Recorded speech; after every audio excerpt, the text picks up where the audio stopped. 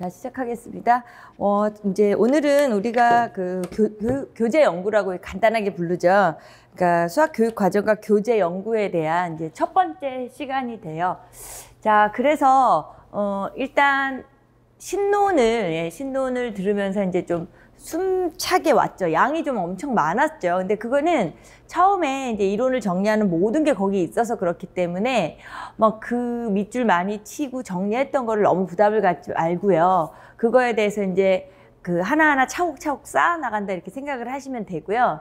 또 하나 이제 두 번째 이론으로 오는 게 지금 여기가 되는 거죠. 이제 교육과정 교재 연구인데 일단 전체적으로 이제 개괄적인 걸 말씀드리면 이제 OT 자료라고 한 장 그 좀 진도표 같은 게 하나 올라갔죠. 예, 그걸 보시면 일단 교재 같은 경우는 기존에 이제 개정이 된 건 아니고요. 계속 인쇄를 하는 과정에서 이제 새 책들을 인쇄를 계속 한 거라 거기 그걸 써놓은 거예요. 인쇄 기준으로. 근데 페이지 수가 변하지 않았더라고요. 그래서 뭐 그거는 이제 신론 1, 2처럼 조금 약간 페이지 수가 헷갈리실 일은 없을 것 같고요.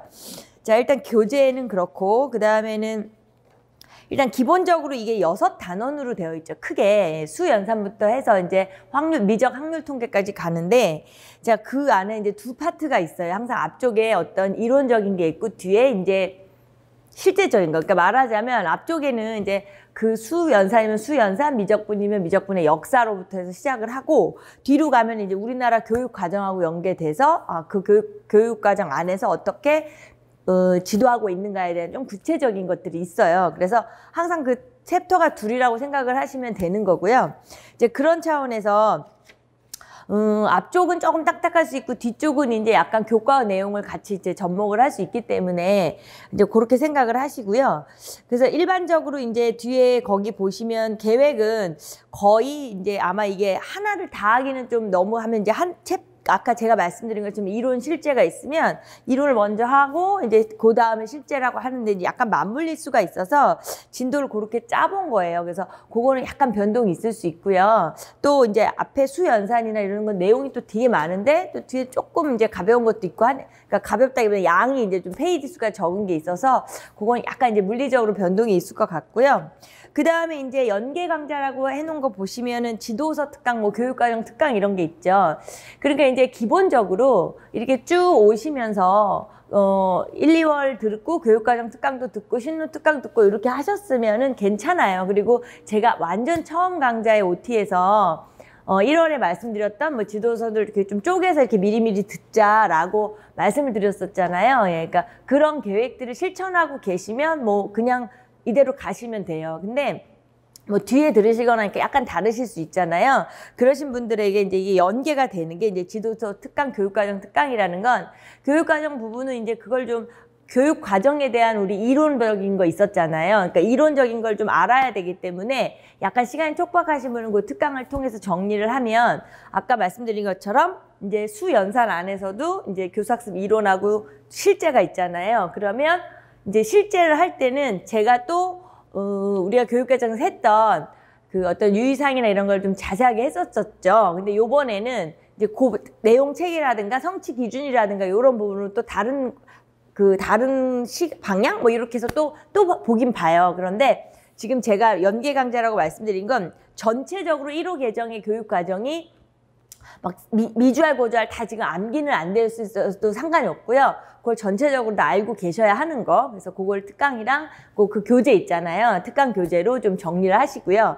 그다음에 이제 지도서 같은 경우는 사실은 이제 그 강조했던 게 사실은 중3개, 중1, 2, 3, 고1 수원투인데 일단 기본적으로 그게 하루에도 다 들을 수 있는 양이긴 하지만 그러면 이제 완전히 내 것화가 안 돼서 뭐 단원별로 나는 좀 뜯어서 듣겠다라든가 또는 이제 아직까지 이제 좀 저기 하셨던 분들은 뭐 수연산이다 이렇게 하면 뭐 예를 들어서 여기에 해당하는 거 있잖아요. 중1의 거, 중2 거, 중3 거, 뭐 고1 거 이렇게 뽑아서 하셔도 되고요. 그 다음에 이제 지도서 같은 경우는 그 지도서 특강의 그 컨셉 자체가 선생님들에게 우리가 내용학이라면은 설명을 하고 강의를 하지만 중학교, 고등학교 거의 수학 내용적인 걸 우리가 모르진 않아요. 그래서 아마 그 강의를 들으실 때도 제가 그 소리를 계속 할 건데요. 하고 있을 거예요. 촬영 안에서.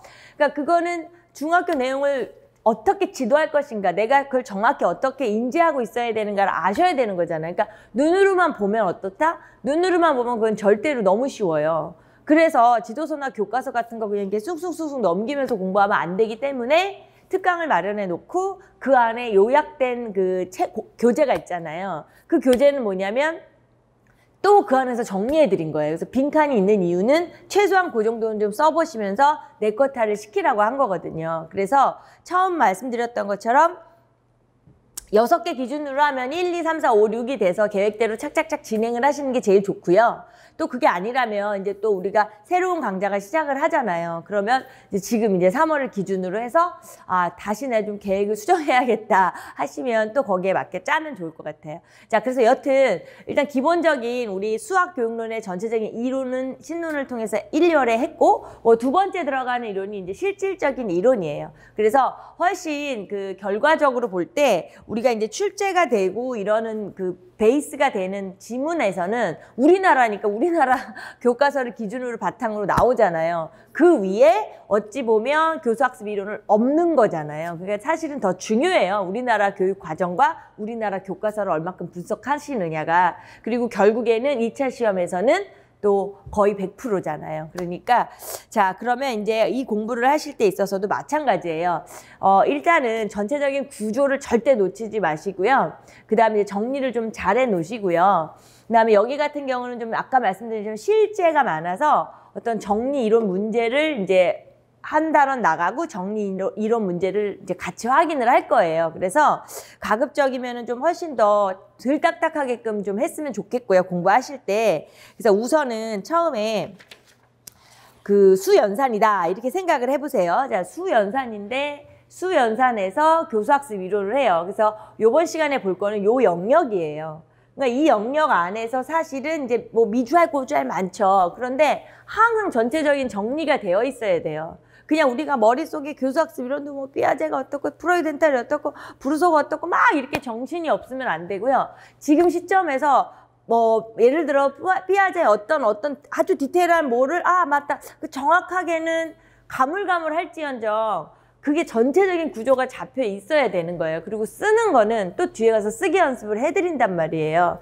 그러니까 강의를 들으실 때는 마이웨이 하지 말라고 했던 제 말을 항상 명심하시면서 그렇지 않으면 혼자 하죠. 같이 하는 이유는 우리가 그냥 좀 더 훨씬 편한 마음으로 쭉 따라오시면서 하려고 하는 거잖아요. 그러니까 항상 구조. 제가 강조하는 건 구조예요. 전체적인. 자, 수연산에서는 도대체 무엇을 해야 하는가? 그럼 머릿속에 뭐 기존에 만약에 공부를 좀 했고 이 책을 한 번씩은 보신 선생님들 다 머릿속에 뭐가 있어요. 뭐는 있고 학통이 있고 기하 있고 뭐 있고 다 있는데 그건 그렇게 중요한 게 아니에요. 예. 그래서 자, 여기 보시면 이제 제가 항상 그래서 모든 강의를 할 때 이렇게 띄워놓는 이유가 있어요. 그럼 띄워놓는 이유는 뭐 깔끔하게 보이고 뭐 이런 것도 있지만 그래서 띄워놓는 게 아니에요. 이건 정말 진짜 오늘 우리가 이 인강 선생님들 딱 들으시면서 내가 요 강의 틀었을 때 물론 계획에 따라 약간 이제 시간적인 수정을 하시지만 전체적으로 여기에서 교수학습 이론에서 이 4가지를 어떻게 우리가 잘 볼 건가 이 생각을 하셔야 돼요. 그래서 일단 수연산 지도의 의의라는 거를 한번 집중을 하시면서 이제 1000페이지로 가보세요. 그러면 수연산 지도의 의? 그러면 뭐 아무튼 뭐 수연산 지도를 이렇게 수연산을 이렇게 지도해야 하는갑다. 뭐 이런 생각을 하시면서 이제 중요한 것들을 좀 보고 넘어갈게요. 자, 3페이지로 되어 있고요. 예. 자, 학교 수학은 수학 그 연산의 개념, 거기까지만 밑줄. 그 오른쪽으로 가셔서 초등학교에서 자연수, 분수, 소수 밑줄. 중학교에서 음수와 무리수 밑줄. 고등학교에서 복소수 개념 도입 밑줄. 제가 읽는 건 이제 밑줄 치시면 돼요. 자, 두 번째 단계 요렇게 우리가 이제 배운다는 거죠. 수 전체를. 이게 이제 우리가 교육과정 자체에서 내용 체계로 머릿속에 잡혀는 있지만 여기서 다시 한번 보는 거예요. 자, 두 번째 단락에 수 개념 규정 밑줄 연산의 구조. 자, 그 바로 밑에 보시면 하나씩 더해가는 것이 바로 자연수 체계의 구성 원리, 옆에 덧셈 구조. 자, 결국에는 그 바로 밑에 보면은 이제 수체계 보이시죠? 수체계. 그 다음에 그 밑에 연산. 수체계가 정의되고 연산이 정의되는 거잖아요.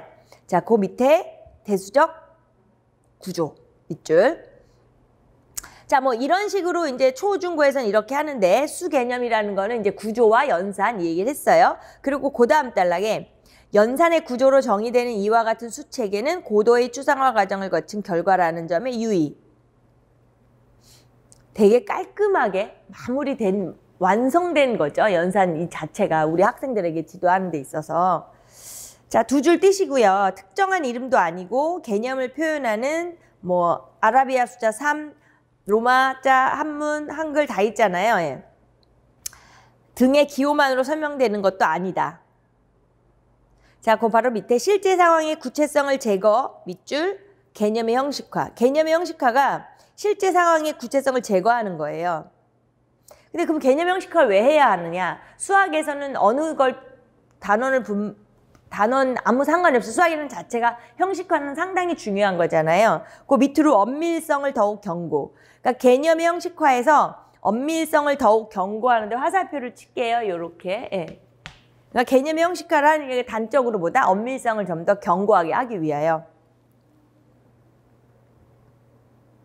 자, 그래서 밑에서 세 번째 줄이죠. 형식화되어 있는 정의에서부터 수학적 작업을 시작. 그 밑에 수 개념을 처음으로 학습하는 아동에게는 문제가 그리 간단하지 않다. 그 위에 밑줄 친 게 뭔 소리냐면 수학자들은 뭐 그런 워낙 이제 그 위에 설명에 그런 게 있어요. 밑줄 안 치셔도 되는데 뭐 수의 개념을 구체물에서 추상화시켜서 이렇게 해서 할 그런 고민할 필요가 없다. 근데 그러니 형식화되어 있는 정의에서부터 딱 작업이 시작할 수 있잖아요. 수학자들, 천재들은. 근데 지금 밑줄 찐 아동들은 그런 문제가 아니라는 거죠. 그렇게 잘할 수 있는 게 아니라는 거죠.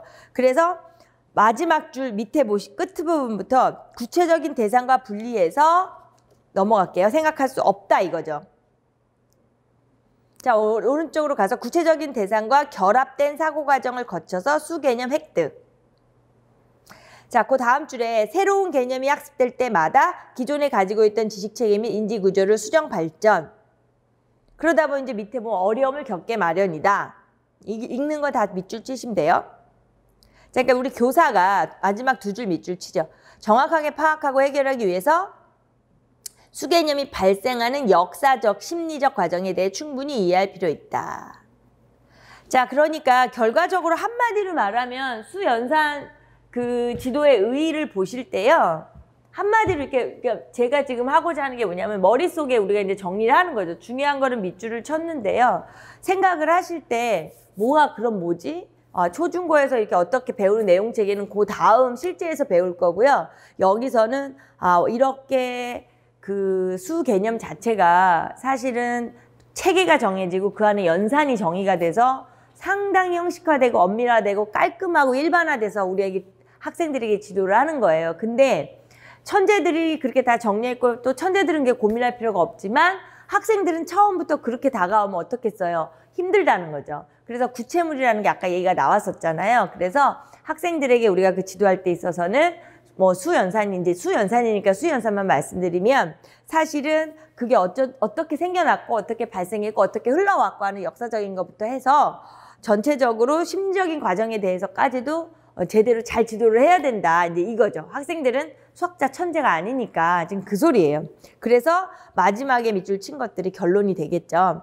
그래서 이제 우리가 이런 개념을 가지고 교사가 수하고 연산을 지도해야 한다. 이제 이 말씀을 드리는 거고요. 자, 그럼 그 다음에 이제 끝났어요. 얘는 많지 않아요. 그 수 연산 지도의 의의는 많지 않아요. 그 정도는 된 거고요. 자, 그 다음에 이제 우리가 볼 게 수 개념의 발생이에요. 나와 보시면 수 개념의 발생이 있잖아요. 예. 자, 그래서 이제 여기서부터는 이제 중요한 것들도 있고 좀 그 딱딱한 것도 많이 있고 그래요. 근데 이제 그런 부분을 이제 어떻게 하느냐가 이제 제가 정리해 드리는 몫이고, 자, 수 개념의 발생. 그러니까 인간이 살면서 산다는 것도 아니죠. 역사적으로 인류가 시작을 해서 지금까지 오면서, 그쵸? 많은 거를 세고 뭐 그런 이야기들, 재미난 이야기 많잖아요. 뭐 어떤 부족들은 뭘 했고 어떤 부족들은 뭘 했고 막 이렇게 해서 하면서 오는 그런 자체들에서 우리가 뭐 지금이 우리가 뭐 임용을 위한 어떤 이 단원이 아니라면 그런 재미난 얘기를 많이 하겠지만 사실 그럴 수는 없고 우리는 정확하게 딱딱 끊어서 시험을 대비하는 거기 때문에 사실은 좀 재미하고는 멀어요. 그렇죠? 그래도 정확하게 정리를 하는 게 제일 중요하니까요. 그래서 이제 수 개념의 발생이다 이런 생각을 하세요. 우리가 지금 보는 게 뭐다? 수 개념의 발생이에요. 그러면 수 개념의 발생에서 첫 번째로 지금 거기 나와 있는 게 수 개념의 추상화예요. 수 개념의 추상화. 지금 보시면 지금 이제 4페이지로 넘어왔어요. 그래서 추상화. 수학은 상당히 추상적인 과목이잖아요. 그래서 세 줄을 밑줄을 칠 거예요. 수는 추상화된 개념이다. 추상 개념이란 그 자체로는 구체적인 상태로 존재하지 않으며 구체적인 대상에서 다른 부분을 생략하고 특정한 부분을 추출함으로 얻어지는 것. 그래서 이제 그 밑에 설명들은 뭐 희다, 뭐 어떤 흰 우유, 이런 뭐 우유를 보면서 희다. 뭐 이런 속성 이외에 희다는 속성 이외에 다른 부분을 배제할 때 추출되는 것. 밑줄 치고 그건 아니고요. 예. 그럼 뭐 3이다. 그러면 3은 또 돌멩이 3개가 있어요. 그러면 그 돌멩이라는 구체물부터 3이라는 개념이 나와 이제 추상 3이라는 개념이 추출되어 나온 거면 그럼 3은 돌멩이의 속성인가? 거기 이제 밑줄 안 쳐도 돼요. 예. 근데 뭐 돌멩이 사탕으로도 해도 되고 빵으로도 해도 되고 뭐 껌으로 해도 되고 귤로 해도 되고 많잖아요. 3이라는 걸 이끌어낼 수 있는 성질이. 예. 그러니까 이제 그런 이야기를 하고 있는 거예요. 그래서 밑에 지금 그 파란 돌멩이 같은 거 있잖아요. 예. 뭐 우리가 지금 보면 우리 성인들은 이제 뭐 6 이렇게 보자마자 6 이럴 거란 말이에요. 그러면 그게 돌멩이라면 6개의 돌멩이로부터 추상화되는 거야? 그러면 또 오른쪽 위로 올라가셔서 보면 5페이지에 둘둘둘 묶었잖아요. 돌멩이를 이렇게 또 따로 해놨단 말이에요. 그러면은 이거는 이제 그러면 이제 묶음으로 볼 때 3이 또 생각이 나잖아요. 뭐 이제 이런 식으로. 예. 그러니까 결국에는 지금 우리가 이제 돌멩이하고 3하고 돌멩이하고 6하고 아까 뭐 이런 거에 이제 관련성. 그럼 결과적으로 거기 보시는 것처럼 혹시 돌멩이와 무관하게 사람의 머릿속에서 만들어지는 것은 아닐까? 이제 이런 생각들, 이제 옛날 이제 우리가 지금 추상에 대한 얘기를 하고 있는 거예요.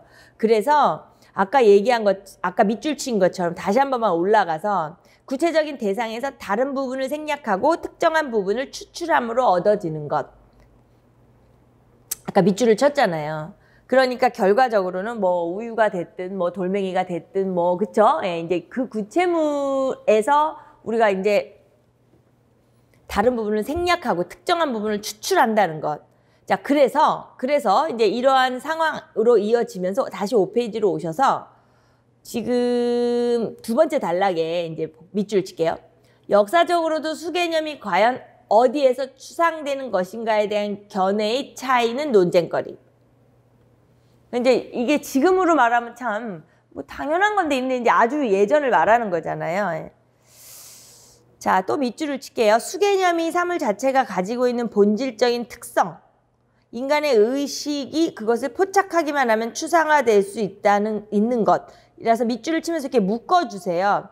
각자 방식으로 묶어주시고, 자, 이제 이걸 경험론 관점에서 우리가 이렇게 얘기하는 거죠. 경험론 관점에서. 수개념의 추상에 대해서 이제 역사적으로 확 논쟁이 많았겠죠. 그 얘기를 하는 거예요. 자, 그 밑으로 수를 이루는 기초적인 개념이 구체적인 사물에 대한 경험과는 무관하게 선천적으로 타고나는 것이기 때문에 이를 출발점으로 하는 추상적인 추론 과정만 있으면 수개념을 형성할 수 있을 것. 밑줄 치고 묶어주셔서 그게 관념론이에요. 그러니까 이제 큰 틀로 보면은 이제 경험론이다, 관념론이다 이렇게 이제 나눠진 거죠. 수개념의 추상 자체를 큰 틀로 보면은 이제 경험론이랑 이렇게 이렇게 나누어진 거예요. 지금 밑줄 치셔서 묶어주셨으면 이제 논쟁이 분분했다 이제 이거죠. 예. 자, 그러다 보니까 이제 이쪽 파들은 어떻게 지도해야 돼? 저쪽 파, 뭐 이런 생각을 하는 사람은 어떻게 지도해야 돼? 막 이제 이렇게 해서 그 수개념에부터 해서 산술 지도 방법으로 막 이제 가지를 치고 낙각했죠. 예. 자, 그 다음 단락에 볼게요. 그래서, 자, 그렇다면 이제 보세요. 밑줄 칠게요. 수가 사물 자체의 속성이며 그것을 직관함으로써 수 개념이 형성된다는 관점. 밑줄 치시고. 동글뱅이 번호를 매길게요. 1번. 수를 가르치기 위해서 아동들에게 다양한 사물을 여러 가지 방법으로 보여주기. 2번. 아동들을 구체적인 사물이나 그림을 관찰할 수 개념을 얻을 것. 그러니까 1번에서 2번으로 연결된 거예요. 사물을 보여주면 애들이 그걸 관찰하면서 그 구체물을 사물이나 그림 관찰하면서 수 개념을 배웠다. 1번, 2번을 매긴 이유는 뭐냐면요. 아동들이 1번 배워서 그런 개념을 얻는다. 그래서 우리가 그 오른쪽에 공백이 있으니까 이걸 사물에 의한 방법으로 할게요. 사물에 의한 방법. 밑에도 말이 있지만 그 1번, 2번이라고 매긴 거를 묶으면서 오른쪽에 사물에 의한 방법 이렇게 쓸게요. 자, 그 다음에 이제 또 수개념 반면에 옆에 수개념이 구체적인 사물에 대한 경험과는 독립적으로 형성될 수 있다는 관점. 수란 정신적인 실제이므로 그것을 표현하는 기호를 다루는 규칙을 학습하는 것만으로 자연수 개념을 충분히 학습할 수 있다고 생각. 이게 기호에 의한 방법이에요. 그러니까 사물에 의한 방법이냐, 기호에 의한 방법이냐. 그러니까 사물에 의한 방법이라는 자체가 이제 경험론 자체에서 흘러나오고 기호에 의했다는 건 이제 약간 관념론 쪽에서 흘러나오고 이렇게 볼 수 있겠죠. 자, 그래서 그 다음 단락 볼게요. 자, 이제 이게 이런 식으로만, 그러니까 극단적이잖아요. 너무 사물에 의한 거. 이렇게 하면 안 되는 거기 때문에 밑에 극단적인 지도 방법이 지닌 문제점만 밑줄 칠게요. 극단적인 지도 방법이 지닌 문제점, 요거만 밑줄 치시고. 자, 기호에 의한 방법에서의 문제점이 뭐냐면 수개념이 현실과는 유리된 공허한 기호로만 학습될 가능성, 밑줄. 그 다음에 사물에 의한 방법에서의 그 어떤 부작용이죠. 문제점. 학습자의 사고활동이 사물이나 그림에 고착될 위험. 그러니까 결론은 뭐겠어요? 둘이 이제 짬뽕을 해야 되겠죠. 자, 그래서 현대에 와서 수 개념이 전적으로 사물 자체에서 비롯된다거나 사물과 무관하게 형성되는 것이라고 믿는 사람은 없을 것이다. 경험과의 연결고리가 빈약한 상태로 숫자를 맹목적, 기계적으로 다루는 것을 주로 강조하는 학습 지도 방식이라면 기호에 의한 방법이 비판받는 문제점에 관하여 반성. 다 밑줄 칠게요. 구체물에 대한 아동의 경험이 수동적인 관찰 정도에 그치는 학습 지도 방식이라면 사물에 의한 방법이 가지고 있는 한계점에 대해 고민할 필요가 있다. 거기까지 밑줄을 치시고요. 자, 그러니까 아까 얘기한 것처럼 그렇다면은 사물에 의한 방법과 기호에 의한 방법에서 각각의 사물에 의한 방법의 문제점. 그러니까 말하자면 여기서 이제 한계점으로 표현을 했잖아요. 그러니까 각각 하나의 문제점이 있죠. 너무 막 기호만 하다 보면 기호 노름이 되겠죠. 기호, 공허한 기호에 그냥 얽매이는 게 되겠고, 사물에만 하면 너무 그 사물 자체에 고착이 우리가 돼버릴 수 있으니까 이제 그런 것들을 조심해야 한다. 그래서 어느 쪽에도 치우치지 않아야 되겠죠. 이제 그런 얘기를 하면서 거기 밑줄을 치시면서도 이렇게 끊어서 각자 잘 하시니까 딱딱 이렇게 좀 이렇게 뭔가 표시를 잘 해놓으세요. 다 밑줄 치면 나중에 보면 아무것도 밑줄만 보여요. 예. 제가 뭐 화살표 쳐라 이런 말을 가끔 해드리긴 하는데, 자, 그 다음 단락을 보죠.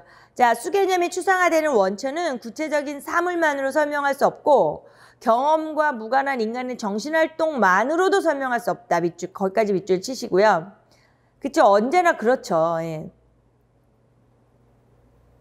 자, 이제 그러면서 이제 결국에는 그 20세기 밑줄 안 치셔도 돼요. 20세기 들어오면서 이제 점점점 이런 의식을 가지기 시작을 하면서 저기에 보이는 게 보이죠? 듀이, 삐아제가 보이죠?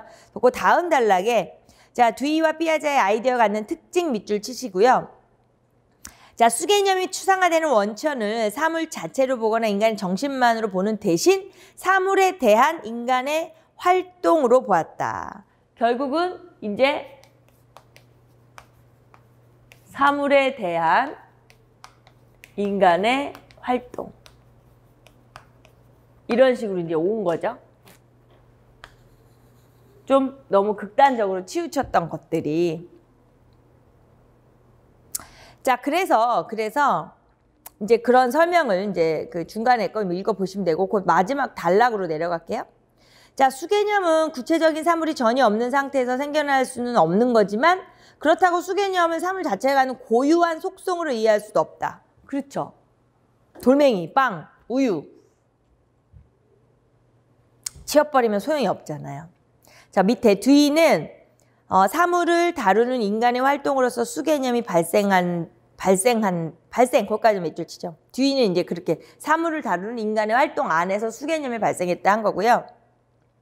그 밑에 활동이 보이죠. 활동 동글뱅이 치고요. 그 밑에 인간 외적인 사물 또는 상황, 인간 내적인 정신활동, 밑줄 칠 때 끊어서 쳐놔야 나중에 읽으실 때 편해요. 두 가지 측면, 외적인 사물 또는 상황, 내적인 정신활동. 이렇게 인간을 기준으로 했을 때 인간의 외적인 상황이나 사물, 내적인 정신활동, 이 두 가지 축이 있다는 거죠. 두 가지 축을 해서 이제 뒤가 얘기를 했어요. 여기서 수개념을 추상화하는 데 있어서 우리가 이제 가장 살펴볼 두 사람이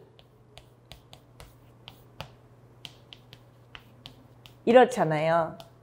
그런 얘기에서 요 입장에서 보는데, 마지막 줄에 보시면 이제 삐아제도 그랬는데 볼게요. 삐아제는 수개념과 같은 논리수학적 개념은 넘어가죠. 7페이지로. 사물의 속성을 추상화함으로써 얻어지는 게 아니라 사물에 대한 인간의 행동을 추상화함으로 형성되는 것이라 주장하였다. 뒤는 똑같아요. 예. 사물을 다루는 인간의 활동으로부터 발생을 했다고 하고, 삐아제 자체는 이제 이 사람이 반영적 추상화에 대한 자기의 발생적 인식론을 주장한 사람이기 때문에 그 얘기를 한 거예요.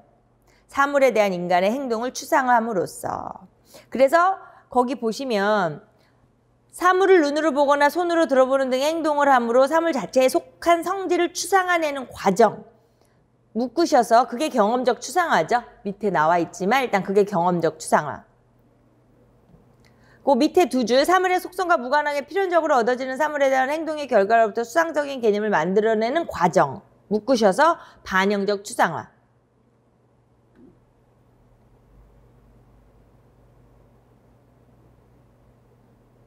자, 그래서 결과적으로 지금 이제 이 사람이 궁극적으로는 이제 반영적 추상화를 강조한 거지만, 그 밑에요. 예를 들어 있는데 밑줄 안 치셔도 돼요. 눈으로 봐서 색깔을 추상하는 경우, 뭐 경험적 추상화, 사물을 보는 조건, 주어진 빛의 상태, 뭐 보는 사람 등에 따라 추상화되는 지식이 당연히 변화되겠죠. 왜냐하면 눈으로 보는 경험적 추상화를 하니까. 그 밑에 보시면 다양한 형태로 배열되어 있는 사물을 세어보았을 때 같은 개수를 가진다는 개념을 추상하는 경우. 그 밑줄 칠게요. 다양한 형태로 배열되어 있는 사물을 세어보았을 때 같은 개수를 가진다는 개념을 추상하는 경우. 이제 반영적 추상하잖아요. 뭐 일렬로 배열되고 서 있고 뭐 흐트러져 있고 뭐 쫙 정렬이 다 있고 이랬던 저랬던 다 똑같다는 걸 똑같네 이걸 이제 알았다는 거잖아요. 예. 자, 그럼 마지막 줄에 보시면 객관적이고 필연적인 세어보는 행동에만 관련. 그게 위에 이제 화살표로 연결해 주세요. 반영적 추상화에서 밑으로 세어보는 행동에만 관련이 되어 있는 거예요. 뭐 빵이 있든 빵을 흐트러 놓든 빵 5개를 흐트러 놓든 사탕 5개를 정확히 세놓든 사탕 5개를 세로로 세워놓든 가로로 세워놓든 그 세는 개념의 행동에만 집중을 했다는 거죠. 자, 그래서 지금 여기서 하고 싶은 말이 이제 수 개념을 추상화하는 데 있어서의 그냥 역사적으로 이제 옛날에 사람들도 이런 고민을 했었고, 그러다 보니까 이런 식으로 빠져나가는데 그건 아니다. 그건 아니다. 이렇게 되면서 이제 이렇게 갈 수는 없다 하면서 어떤 전반적인 이런 생각들이 자리를 잡아가면서 거기에 큰 두 축을 자리 잡고 있는 게 듀이하고 삐아제예요. 그거에 대해서 이제 좀 더 살펴봐야 되죠.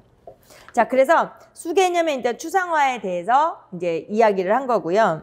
자, 그 다음에 이제 두 번째가 이제 어떻게 보면 추상화하기 이전의 얘기가 되겠지만 수 개념의 원천이에요. 거기 2번으로 돼 있죠.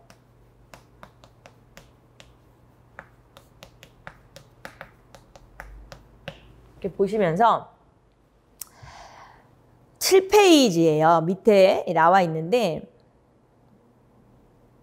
도대체 이제 그러면 이제 이 원천 뭐냐 이제 이 소리인데요.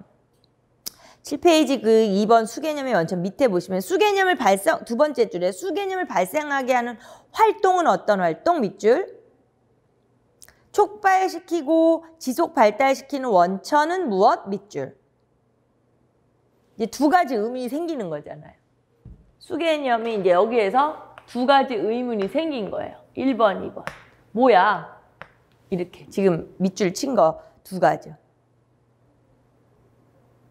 자, 그럼 이제 뒤는 측정 활동에 의해 수개념이 생겨나고 측정 활동은 한계 상황의 인식에서 비롯. 이제 여기서도 여기를 먼저 볼까요? 듀이의 입장에 이 발음 참 듀이요. 측정 활동하고 수개념을 화살표, 수개념에서 이제 측정 활동에서 수개념을 이렇게 화살표 하고요. 측정 활동하고 한계 상황 인식을 또 화살표 할게요. 측정 활동에서 수개념 이렇게 화살표 하고 측정 활동에서 한계 상황 인식 이렇게 화살표 할게요. 그 넘어갈게요.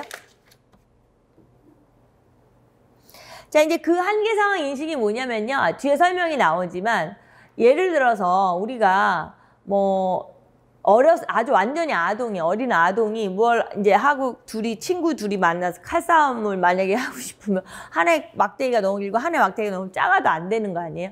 공평하게, 너 그러면 안 돼. 공평하게 돼. 그럼 얘가 이제, 어떡하지? 그래서 이제 그걸 잴 거 아니에요. 그럼 나도 쟤처럼 똑같이 만들어야 되겠어. 자른다든가 뭐 어떤 측정을 한다는 거예요. 그런 한계 상황이라는 게 필요한 거죠. 필요한 상황. 내가 이렇게 해야만 해. 뭐 이런 거. 그러니까 뒤에 설명이 뭐냐면 8페이지에 나와요. 먼저 밑줄을 칠게요. 한계를 느끼게 된다면 한계 속에서 최선의 결과를 얻기 위해 목적에 맞게 수단을 조정. 옆으로 가서 양에 관한 아이디어와 측정 활동이 발생.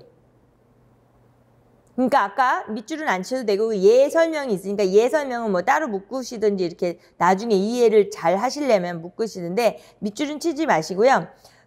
이제 여기 애가 막대기 가지고 마찬가지예요. 막대기 가지고 있는데 화살을 만들고 싶다는 목적이 생긴다는 거죠. 그러니까 막대기가 너무 크거나 막 화살을 만들 수 없는 뭐 이상한 상황이 된 걸 얘가 생각을 할 거 아니에요. 뭐 여기처럼 뭐 크냐 작냐 딱딱하냐 뭐 희귀심냐 어쩌냐 저쩌냐 막 이렇게 하다 보면 이제 그거에 대해서 이제 측정을 하겠죠. 아까 제가 말한 막대기를 자르거나 뭘 하거나 이렇게 할 거 아니에요. 그러니까 이제 이 투이의 입장이라는 거예요. 이게. 그러니까 그냥 이해하시면 되고.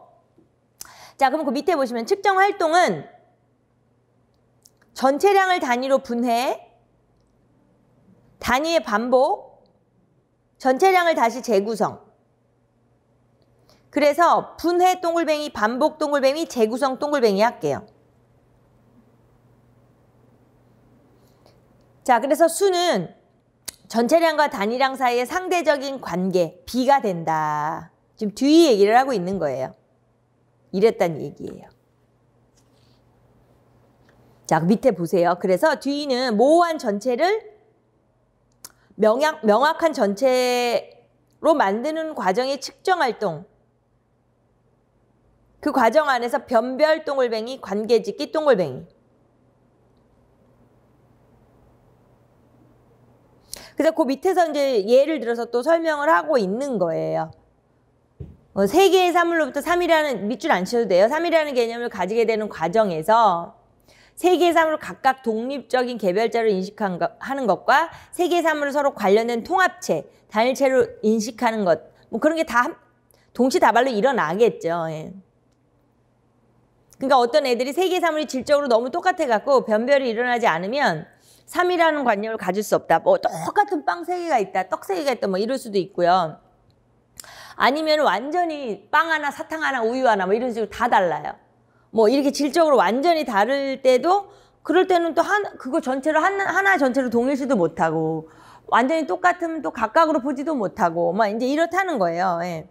그래서 따라서 옆에만 밑줄 칠게요. 수 개념의 발생 과정에는 이와 같은 대립되는 두 가지 활동, 변별 관계짓기 또는 분석 종합이라고 표현해요. 같은 말이에요. 상부적인 수행과 변증법적 통합이 요구된다. 라고 했어요. 뒤의 입장을 지금 정리하는 거예요. 계속해서 듀이의 입장으로 가고 있어요. 자, 그래서 듀이 이제 그 밑에 단락에 또 볼게요. 그리고 이제 조금 전에 말했던 뭐 상보적인 수행이나 이런 여러 것들이 어른은 아무 문제가 없어요. 근데 처음 아동들이 이제 거기 밑에도요, 밑줄은 안 치는데요. 뭐 큰 나뭇가지에, 그쵸? 나뭇잎이 나뭇잎이 많이 달려 있다. 그러면, 아니면 이제 정육면체는 6가지의 육면으로 되어 있잖아요. 근데 그냥 그거를 갖다가 정육면체는 육면이 합쳐서 저렇게 해가지고 만들어서 육면체야. 아니면 나무에 나뭇가지가 많이 달렸으면 저 나무는 나뭇가지가 막 이렇게 해가지고 이루어져 있는 전체가 나무야. 이렇게 막 이런 식으로 보지 못하고 그냥 모호한 전체를 보는 거예요. 그냥 나무가 많아. 저건 그냥 상자각 육면체라 뭐 이런 육면체를 보고 이렇게 표현한다는 거죠. 모호한 전체. 동글뱅이를 쳐놓을게요. 많은 나뭇잎이 달린 나무, 6개의 면을 가진 정육면체, 이런 전체를 그냥 모호한 전체를 보는 거예요. 자, 그 밑에 아동에게 전체를 개별적인 부분으로 변별하는 분석의 과정이 결여.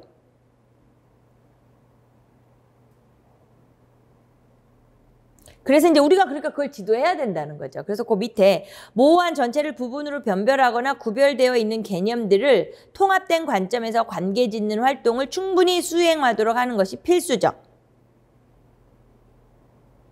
그래서 밑에 보시면은 활동 없이 활동 생략한 채 덧셈의 규칙 암기 밑줄, 사물의 단순한 지각에만 그치는 지도 방식, 아동들의 건전한 반성적 사고를 저해하는 것. 9페이지로 넘어왔어요. 그러니까 그렇게 하면 안 된다 이거죠. 이제 한마디로 말하면 아까 같이 어떤 활동을 통해서 이제 그 밑바닥에 깔려 있으라는 거죠. 막 그냥 형식적으로만 수를 가르치면 안 된다 이 소리예요. 그래서 이제 지금 한마디로 말하면 듀이는 하면서 그 밑에 구성적 활동의 방법 있죠? 밑줄 쳐놓을게요. 이제 뭔가로 이제 자신의 이제 이론을 펼치는 거죠. 밑에 보면 산술교육의 역사에서 활동주의라는 새로운 전기를 자, 듀이가 말하는 구성적 활동에 의한 산술 지도 과정이 3단계가 있어요. 자, 모호한 전체가 있다면 그 전체를 명확하게 구성하는 데 도움이 되는 부분으로 만들고, 그 다음 3번째가 명확한 전체를 구성하는 측정의 과정이다. 그러니까 예를 들자면 모호한 전체, 아까 돌멩이 6개 뭐 이렇게 와장창 이런 모호한 전체가 있잖아요. 그거를 쓰는 데 있어서 단위를 정한다는 거죠. 단위 밑에 물론 나오는데 단위를 정하고 그럼 그 단위에 의해서 그 전체를 구성을 하는 거죠. 그러니까 만약에 예를 들어서 아까 뭐 이렇게 뭐 있어요. 많이 있어요. 많이 있어요. 이렇게 모호한 전체들이 있을 때 여기에서 우리가 2번째 단계에서 뭐냐면 이제 얘를 구성하는 어떤 단위를 우리가 정하는 거예요. 그러니까 만약에 예를 들어 이렇게 정했다고 해봐요. 그러면 이제 요런 식으로 이렇게 하나 더 해줄게요. 그냥 보기 편하게 뭐 이런 식으로 이렇게 해서 모호한 전체가 있을 때 그거 해당하는 단위를 이제 정하고 그러면 전체를 지금 이 명확한 여기에 전체 이 노란 기준을 한 단위로 보면 하나, 둘, 셋, 넷, 다섯, 여섯 이렇게 전체가 정확하게 지금 3단계에서 구성을 하게 됐잖아요. 뭐 이런 걸 얘기하는 거예요. 그래서 그 설명을 밑에 자세히 나와 있어요. 볼게요. 첫 번째 단계 설명을 하는 게 볼게요. 자, 측정이 이루어지기 이전의 대상. 모호한 전체를 경험하는 단계. 밑줄. 읽는 거 다 밑줄이에요.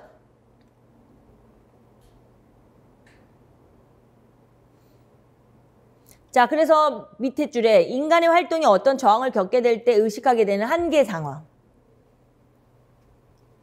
그러니까 어떤 문제 상황이 되는 거죠. 아까 이렇게 이렇게 모호한 이렇게 돌멩이들이 많이 있다. 그러면 이제, 이제 인식을 하는 거잖아요. 2번째 단계. 단위를 파악하는 단계. 더 큰 전체를 구성하거나 측정하기 위한 수단으로 사용되는 단일체. 그러니까 하나의 단위. 자, 이 단위는 밑에 줄에 측정하는 주체로서의 인간이 주목하는 행동에 의해 결정. 그 밑에 뭐 돌멩이를 한 개를 한 단위로 하냐, 두 개를 단위로 하냐, 이렇게 어떤, 그건 이제 주체 행동에 의해서 결정이 되는 거예요. 아까 뭐 제가 노란 거 두 개씩 이렇게 한 거잖아요. 이제 주체에 따라서 결정이 된다는 거예요. 자, 그래서 이제 그 옆에 보시면 듀이가 잘못된 수개념 지도 방식으로 가장 강하게 비판하는 것, 고정 단위 방법. 고정 단위 방법. 동글뱅이 쳐놓으시고요. 이제 전통적인 산술교에서는 그렇게 했다는 거죠. 딱 정해놓은 거. 그래서 밑에 개개의 사물이 질적으로 구별된다는 것을 전제로 하여 개별 사물을 단위로 고정하는 것을 말한다. 이게 고정 단위 방법. 그러니까 그냥 떡이 6개가 있어도 그 떡이 다 똑같진 않잖아요. 빵이 다 똑같진 않잖아요. 다 하나하나 자체를 이제 질적으로 다 차이가 있다라고 인정을 하고 들어가는 거죠. 그렇게 해서 고정을 시켜버리는 거죠. 자, 이게 좋지 않다는 거예요. 듀이 입장에서는. 자, 밑에 줄, 밑줄 칠게요. 측정이라는 활동과 무관하게 사물 자체의 내재한 성질로 규정하는 관점의 근거.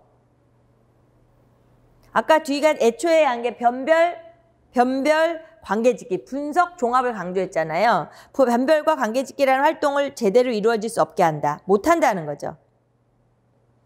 그거만 기억하시죠. 예, 듀이가 고정 단위 방법을 싫어했다. 왜? 그 두 가지를 할 수 없기 때문에. 자, 고정 단위 방법은 밑줄 치면서 넘어갈게요. 측정해야 할 전체의 양이 아닌 분리된 단위에서 출발하기 때문에 전체를 부분으로 변별하는 분석 과정이 생략된 것이다.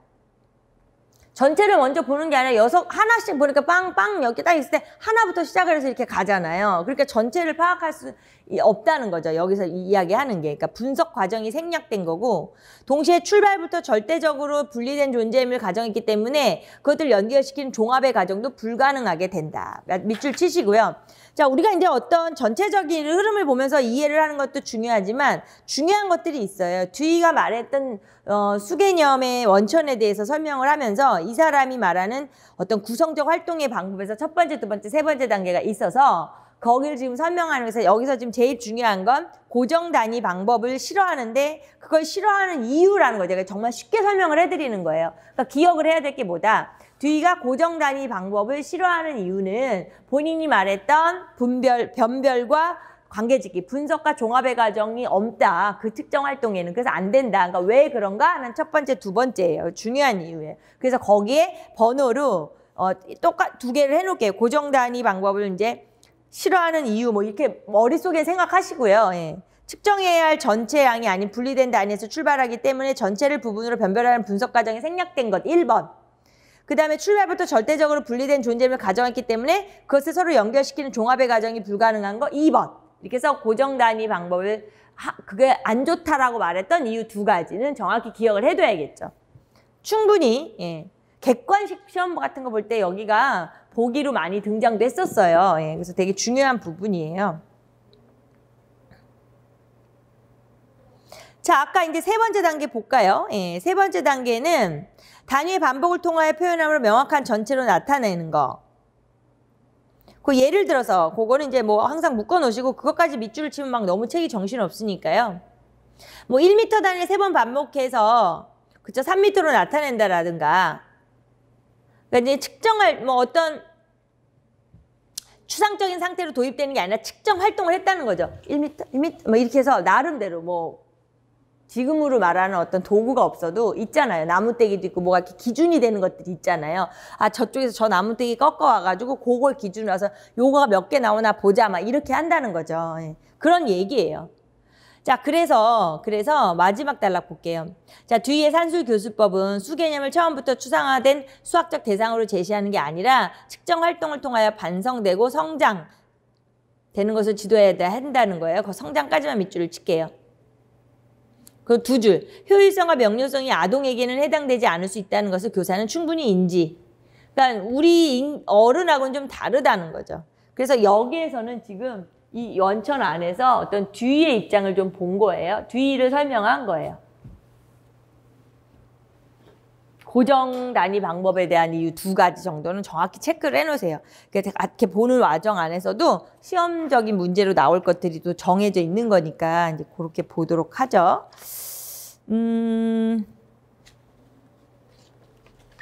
자, 그 다음에 이제 3번을 볼게요. 밑에 이제 10페이지 3번을 보면 수개념의 조작적 구성이 있죠. 예. 자, 수개념의 조작적 구성에서는 말 그대로 이제 삐아제 입장을 하는 거예요. 이렇게 보시면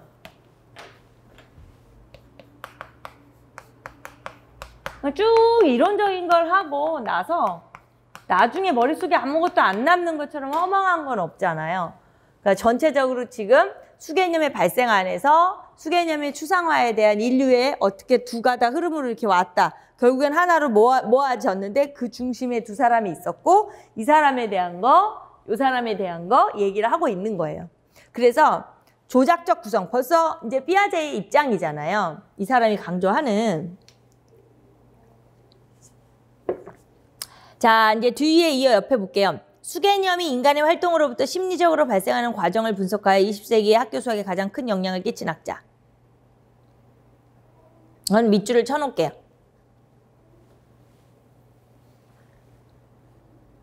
이제 그 밑에는 밑줄은 안 치는데요. 이제 인식론, 이 사람의 발생적 인식론이 우리가 이론에서도 많이 배웠잖아요. 예. 이제 그게 그대로 수에서도 이제 얘기가 되는데요.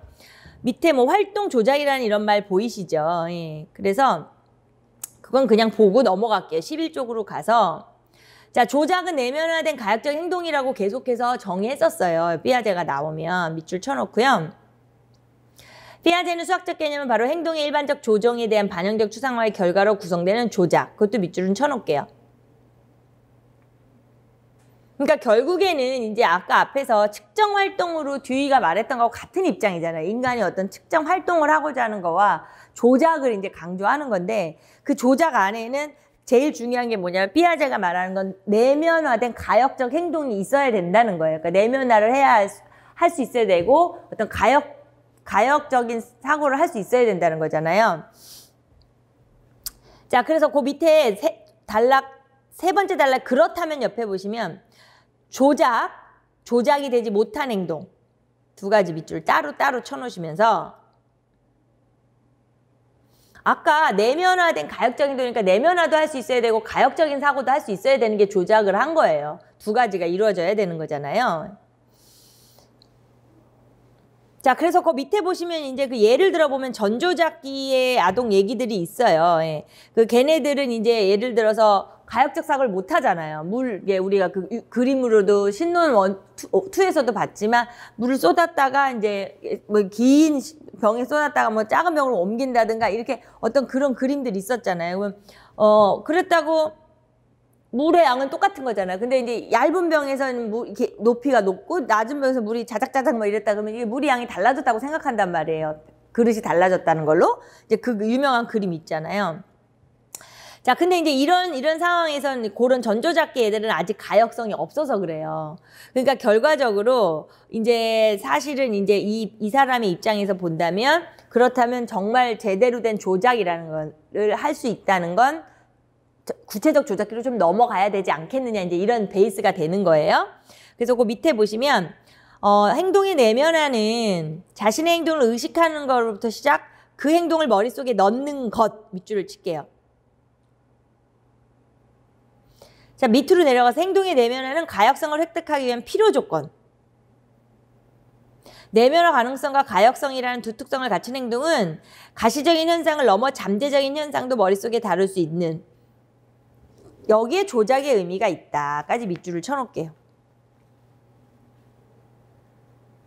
그 밑에 이제 구체적 조작기, 형식적 조작 그런 얘기를 하고 있어요. 예. 그래서 이제 여기에서 애들의 이런 특성들이 좀 있는 얘기가 있어서 그거는 읽어보시면서 자, 그래서 넘어가서 자, 이제 이런 상황에서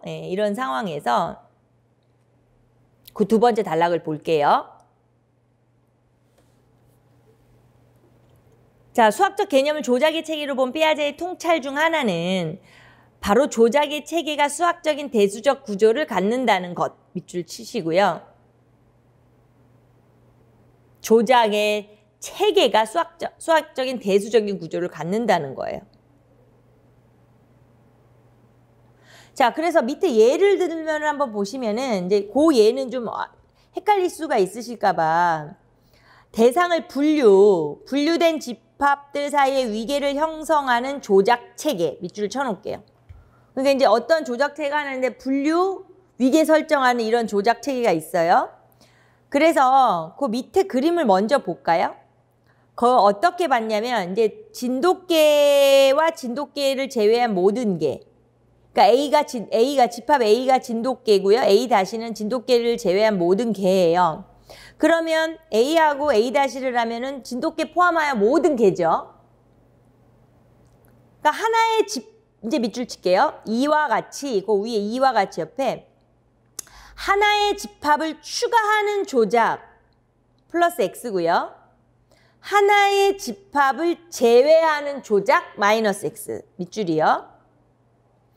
생각하면 이들 사이에 덧셈이라는 연산이 정의될 수 있다는 거죠. 아까 위에서 진짜 중요한 말이에요. 조작의 체계가 수학의 대수적인 구조를 갖는데요.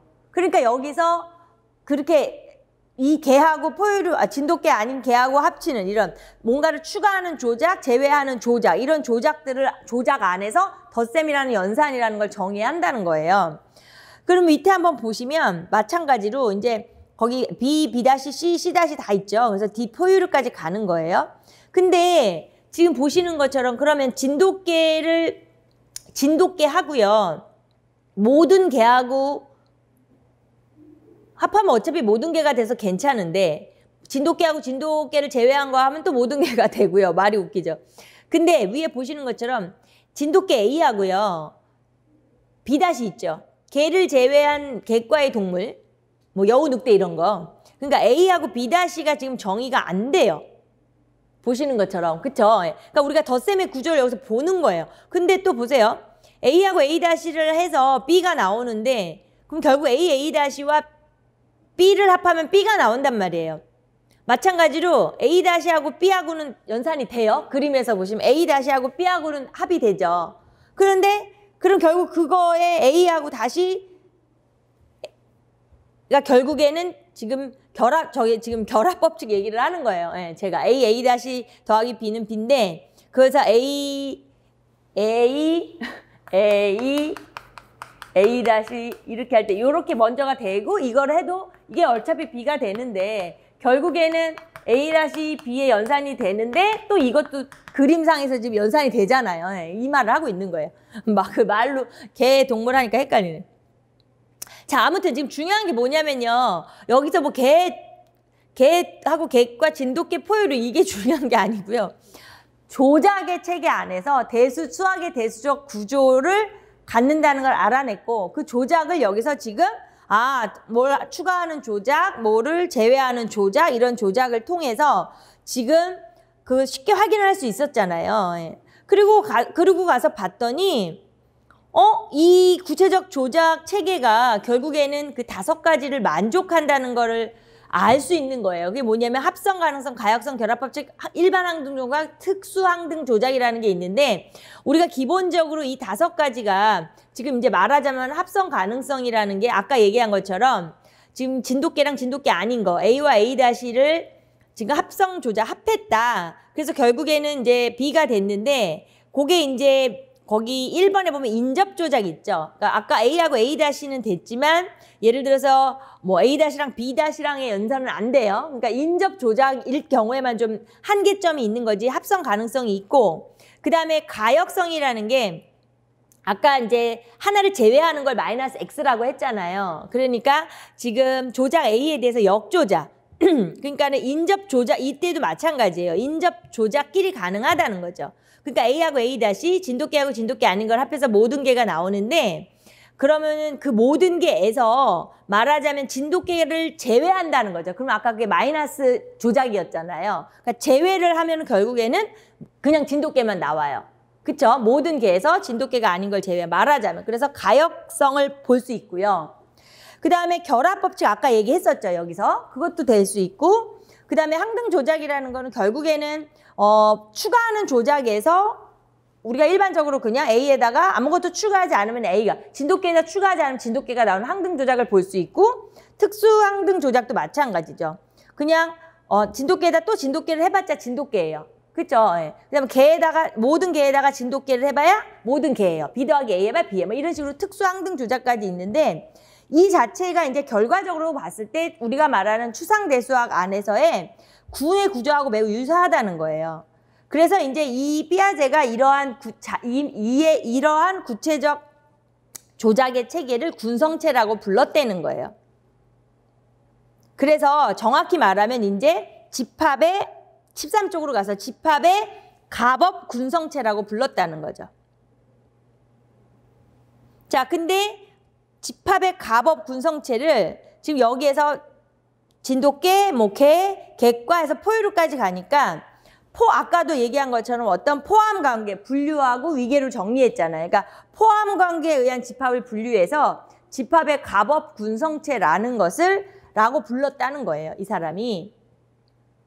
지금 그게 뭔 소리냐면요. 결과적으로 그 조작의 체계 안에서 지금 이 사람이 두 가지를 말하고 싶은 거예요. 근데 왜 조작의 체계 안에서 두 가지를 말하고 싶냐면 이 사람은 수 개념을 조작을 통해서 인간이 획득을 하는 거라고 주장을 하는 거긴데, 그럼 그 수 개념을 얻는 그 조작의 대표적인 게 뭐냐? 그럴 때 피아제가 말하는 게 첫 번째가 어떤 포함 관계에 따라서 분류하고 위계 조직을 하는 거로 인하여 집합의 가법 군성체라는 거로서 하나를 이야기할 수 있고, 그 다음에 두 번째가 지금 이제 13쪽으로 오셔서 서열화예요. 서열화 보이시죠? 예.